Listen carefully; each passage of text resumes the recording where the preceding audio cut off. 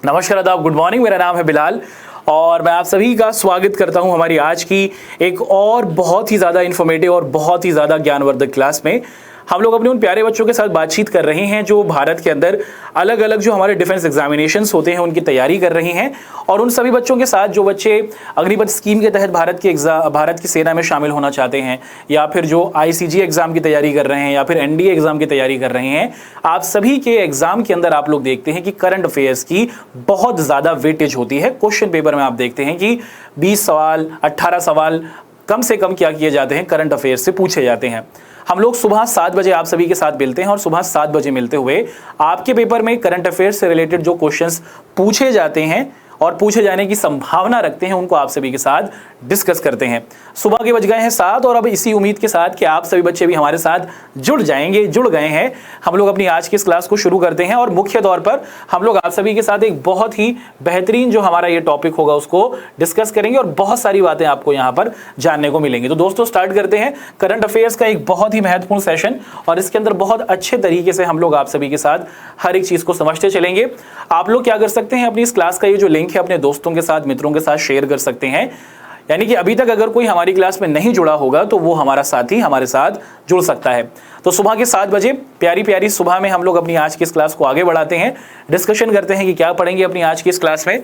हम लोग आप सभी के साथ मुख्य तौर पर करंट अफेयर्स से रिलेटेड जो आपके क्वेश्चंस होंगे उनको एक एक कर देखेंगे। सबसे पहला सवाल आपसे पूछा जा रहा है कि चार्टेड अकाउंटेंट दिवस कब मनाया जाता है। चार्टेड अकाउंटेंट कौन होते हैं दोस्तों? आप सभी को पता है कि सीए लोगों को हम लोग चार्टेड अकाउंटेंट्स कहते हैं, और ये आप सभी के जो बही खाते होते हैं, है ना, हिसाब किताब होता है, कंपनियों की जो बड़ी बड़ी आप देखते हैं कि उनकी खर्चे होते हैं उसको मेंटेन करते हैं, इसे सीए कहा जाता है। भारत के अंदर चार्टेड अकाउंटेंट दिवस कब मनाया जाता है? तो हर साल आप देखते हैं कि भारत के अंदर 1 जुलाई को, ध्यान से सुनिएगा, भारत में हर साल 1 जुलाई को क्या किया जाता है दोस्तों? राष्ट्रीय, है ना, नेशनल चार्टेड अकाउंटेंट डे मनाया जाता है ना। चलिए जी, बहुत अच्छा सवाल है और पेपर में आप देखते हैं कि कहीं ना कहीं इसकी पूछे जाने की संभावना होती है। चार्टेड अकाउंटेंट दिवस हम लोग देखते हैं कि हम लोग हर साल 1 जुलाई को मनाते हैं। ठीक, बढ़ते हैं एक और अच्छे से सवाल की ओर, और उसके अंदर बहुत अच्छे तरीके से आप सभी के साथ बहुत बारीकी के साथ और चीज़ों को भी डिस्कस कर लेंगे।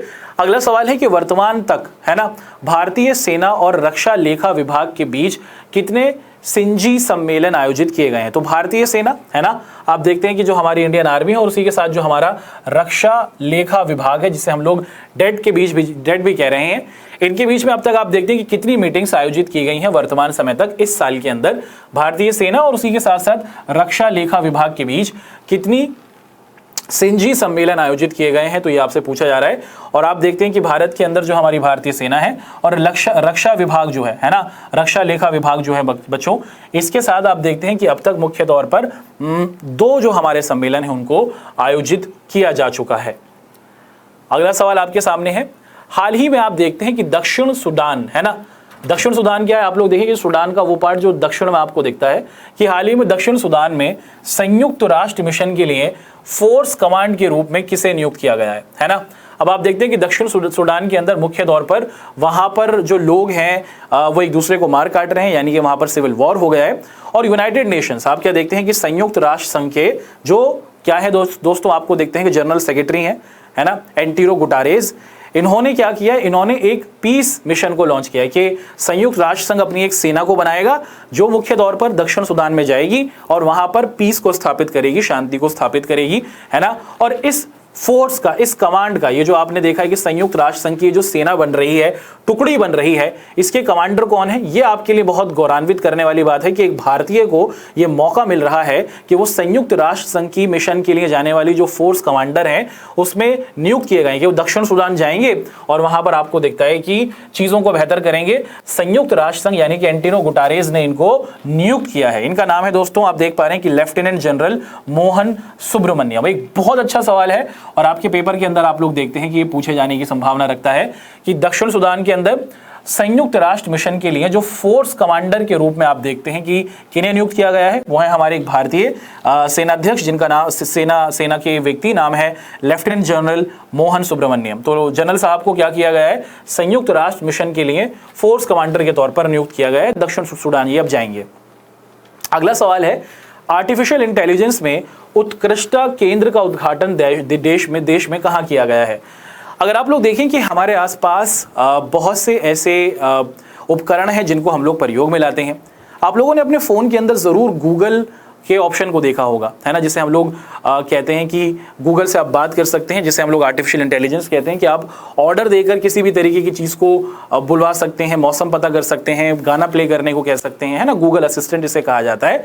तो ये एक आर्टिफिशियल इंटेलिजेंस ही है कि वो एक रोबोट अपने दिमाग का प्रयोग कर कर एक मनुष्य की तरह सोचने लगा है। तो भारत के अंदर आप लोग देखें कि ये जो हमारा आर्टिफिशियल इंटेलिजेंस होता है ना, आप देखते हैं कि एआई जिसे कहा जाता है, आर्टिफिशियल इंटेलिजेंस, इसको बेहतर करने के लिए भारत सरकार ने हाल ही में एक सेंटर को खोला है। वो कहाँ पर खोला गया है ये आपसे पूछा जा रहा है।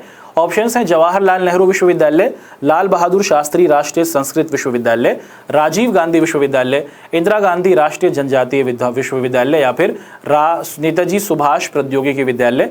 तो आप देखते हैं कि नेताजी सुभाष प्रौद्योगिकी विश्वविद्यालय के अंदर भारत के संदर्भ में आर्टिफिशियल इंटेलिजेंस को बढ़िया बनाने के लिए एक एआई सेंटर को शुरू किया गया है। नेताजी सुभाष प्रौद्योगिकी विश्वविद्यालय के अंदर आर्टिफिशियल इंटेलिजेंस को लेकर एक सेंटर खोला गया जो भारत के अंदर एआई को मजबूत करेगा, बेहतर बनाएगा। अगला सवाल आपसे पूछा जा रहा है कि निम्नलिखित में से किसने IRDAI की सैंडबॉक्स पहल के तहत अपनी तहत का एक व्यापक मोटर बीमा उत्पाद जिसे स्विच लॉन्च किया जा रहा है शुरू किया है ना। आप देखते हैं कि भारत के अंदर IRDAI की सैंडबॉक्स पहल के तहत एक मोटर बीमा कंपनी है, यानी कि आप क्या देखते हैं कि एक ऐसी कंपनी है जो गाड़ियों का इंश्योरेंस करती है, उसने एक ऑप्शन लॉन्च किया है जिसे स्विच कहा जा रहा है ना। तो हाल फिलहाल में एक ऐसी कंपनी जो गाड़ियों का इंश्योरेंस करती है, बीमा करती है, उसने स्विच पहल के तहत क्या किया, ये जो स्विच स्कीम को लॉन्च किया है, ये कौन सा है, ये आपसे पूछा जा रहा है।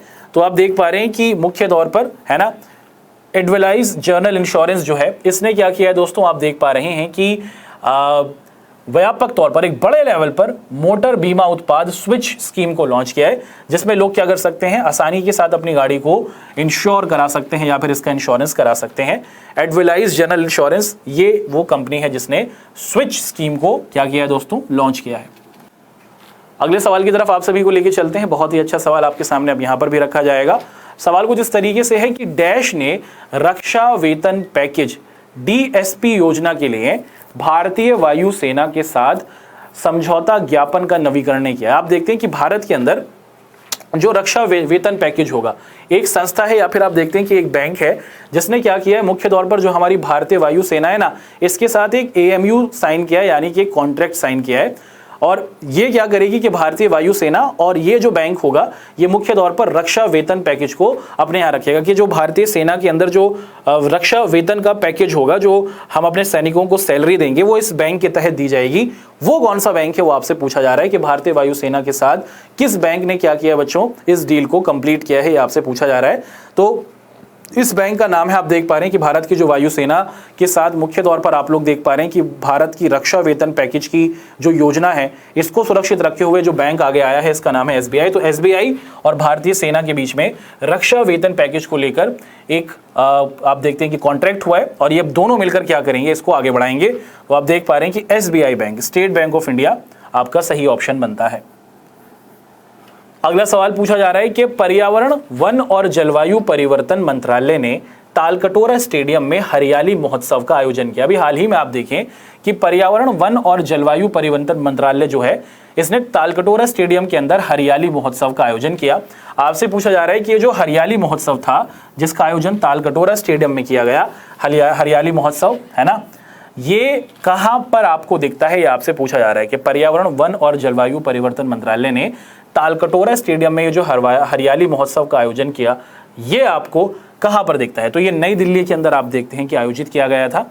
पर्यावरण, वन एवं जलवायु परिवर्तन मंत्रालय ने तालकटोरा स्टेडियम के अंदर हरियाली महोत्सव का आयोजन किया, जो मुख्य तौर पर पेड़ लगाने संबंधित था, है ना। अगला सवाल एक अच्छा सवाल है और बहुत ही उम्दा और बहुत ही अच्छे तरीके से सवाल के आने की आपके पेपर के अंदर उपयोगिता है। सवाल है कि इन दोनों में से किस मंत्री को आप देखते हैं कि अल्पसंख्यक मामलों और उसी के साथ साथ जो हमारे इस्पात मंत्रालय का अतिरिक्त प्रभार दे दिया गया। आप देखते हैं कि भारत के अंदर जो हमारे दो बड़े नेता हैं, है ना, मुख्तार अब्बास नकवी जी, और आप देखते हैं कि एक और जो बड़े नेता हैं उन्होंने भी अपना रिजाइन दे दिया, वो इस्तीफा दे चुके हैं। तो अल्पसंख्यक मंत्रालयों के जो मंत्री थे वो अपना पद छोड़ के चले गए और इस्पात मंत्रालय के जो मंत्री थे वो भी चले गए। अब इन दोनों की जो जिम्मेदारी, इन दोनों विभागों के चलाने की जिम्मेदारी कुछ और जो हमारे मंत्री हैं उनको दे दी गई है। किन किन को दी गई है दोस्तों? ऑप्शन है आपके सामने, गिरिराज सिंह, अश्वनी वैष्णव, हरदीप सिंह पुरी, स्मृति ईरानी और ज्योतिरादित्य सिंधिया। तो आप देख पा रहे हैं कि स्मृति ईरानी को अल्पसंख्यक मंत्रालय दे दिया गया है ना। और उसी के साथ आप देखते हैं कि ज्योतिरादित्य सिंधिया को क्या दे दिया गया है? आप देखते हैं कि इस्पात मंत्रालय दे दिया गया है, स्टील इंडस्ट्री दे दी गई है ना। अतिरिक्त भार इनको दिया गया है। अगला सवाल है कि राजस्थान से पहले किन 2 राज्यों में आप देखते हैं कि यूरेनियम के भंडार मिले हैं, है ना। तो राजस्थान में तो आप देखते हैं कि यूरेनियम की बहुत ज़्यादा उपयोगिता है। यूरेनियम का प्रयोग मुख्य तौर पर आप देखते हैं कि पर्यावरण ऊर्जा के लिए किया जाता है। यूरेनियम के अंदर जो उसकी आंतरिक संरचना है उसमें बदलाव किया जाता है, उसमें बहुत ज़्यादा आप देखते हैं कि एनर्जी निकलती है और इसी एनर्जी से बिजली बनाई जाती है। इसे ही परमाणु ऊर्जा कहा जाता है, है ना, एटॉमिक एनर्जी। अब आप यहाँ पर देखते हैं कि राजस्थान के अलावा भी हम देखते हैं कि मुख्य तौर पर 2 राज्य हैं जहां पर हमें यूरेनियम के बड़े बड़े भंडार मिले हैं। कौन से वो 2 राज्य हैं ये आपसे पूछा जा रहा है। आंध्र प्रदेश और झारखंड आपके वो राज्य हैं, ठीक है। अगला सवाल है कि ड्रोन उड़ान कौशल प्रदान करने के लिए रिमोट पायलट ट्रेनिंग सेंटर स्थापित करने के लिए किस विश्वविद्यालय ने ड्रोन आचार्य एरियल इनोवेशन प्राइवेट लिमिटेड के साथ समझौता और ज्ञापन यानी कि कॉन्ट्रैक्ट पर हस्ताक्षर किया कि भारत के अंदर क्या किया जाए, ड्रोन कैसे उड़ाना है।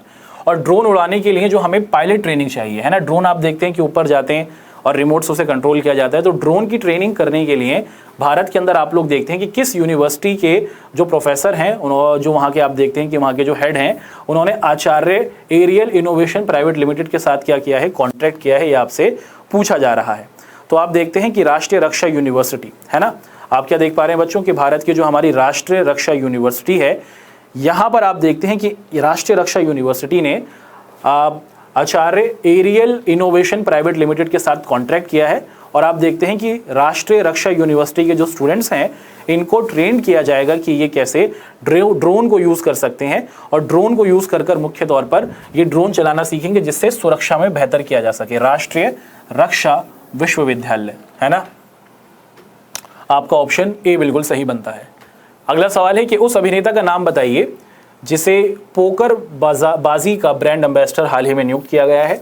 यह आपका सवाल है और आपको इस आंसर को बहुत ही बेहतरीन तरीके से क्या करना है दोस्तों, बता देना है कि हाल ही में एक अभिनेता रही हैं जिनको मुख्य तौर पर क्या किया गया है, pokerbazi.com का ब्रांड एम्बेसडर नियुक्त किया गया है। तो नाम क्या है भैया इनका? नाम है इनका शाहिद कपूर और pokerbazi.com के ये मुख्य तौर पर आपको क्या दिखते हैं दोस्तों, एम्बेसडर दिखते हैं। अगला सवाल है कि भारतीय अमेरिकी डैश को 8वीं वार्षिक फोर्ब्स की अमेरिका की सबसे अमीर स्वनिर्मित महिलाओं के शीर्ष के पायदान पर रखा गया है ना। आप देखते हैं कि एक भारतीय महिला है, भारतीय मूल की हैं, अफ्रीका में जाकर बस चुकी हैं, है ना। और आप देखते हैं कि भारतीय अमेरिकी इनको कहा जा रहा है ना। और ये मुख्य तौर पर क्या है, आप देख पा रहे हैं कि ये फोर्ब्स की जो अमेरिका के अंदर रहने वाली सबसे ज़्यादा अमीर महिला हैं उनके अंदर ये आई हैं, है ना। भारतीय मूल की हैं, अमेरिका में बस चुकी हैं। आपसे पूछा जा रहा है कि इनका नाम क्या है। तो ऑप्शन है आपके सामने जयश्री उल्लास, रेशमा शेट्टी, इंदिरा नूरी, नेहा नरखड़े या फिर नीरजा सेठी। तो आप देखते हैं कि इंडियन ओरिजिन की ये हैं, अमेरिका में बस चुकी हैं और ये मुख्य तौर पर फोर्ब्स की अमेरिका के अंदर जो सबसे ज़्यादा इस साल की अमीर महिलाएं रही हैं उसमें 8वें नंबर पर आपको दिख रही हैं। और आप इनको देखते हैं, इनका नाम है जयश्री उल्लास। क्या नाम है दोस्तों? जयश्री उल्लास। अगला सवाल है कि हाल ही में IIT हैदराबाद परिसर में मानव रहित ज़मीन और हवाई वाहनों को विकसित करने के लिए अपनी तरह की पहली आधुनिक टाइटन सुविधा का उद्घाटन किया गया, है ना। अब आप देखते हैं कि हमारा जो IIT हैदराबाद है ना, यहाँ पर क्या किया गया है कि मानव रहित ज़मीन हवाई वाहन के हम मानव के बिना, मनुष्य के बिना ज़मीन पर और हवाई वाहनों को क्या करेंगे, विकसित करने की कोशिश करेंगे कि जो हम अपने जो प्लेन है उनको बनाएंगे बिना किसी मानवीय हस्तक्षेप के।